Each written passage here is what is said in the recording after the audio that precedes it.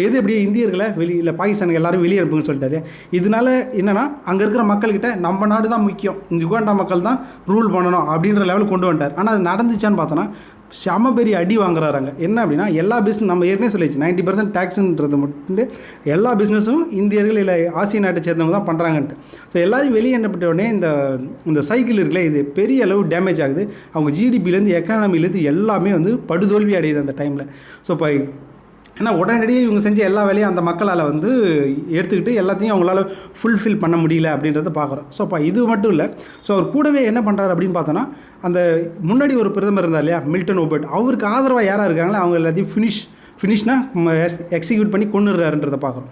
So அதோடு மட்டும் இல்லாமல் ஒரு பக்கம் பார்த்தோன்னா பெண்களுக்கு உரிமை அவங்களுக்குலாம் வந்து பவர் கொடுக்கணும்னு பேசுவார். இன்னொரு பக்கம் பார்த்தோன்னா ஃபேஷன் யாரெல்லாம் ஃபாலோ பண்ணுறாங்களோ மினிஸ்கட் இதெல்லாம் அவங்கெல்லாம் வந்து தப்பானவங்கன்னு சொல்லிட்டு அவங்களாம் அவமானப்படுதணும்னு சொல்லிட்டு அதை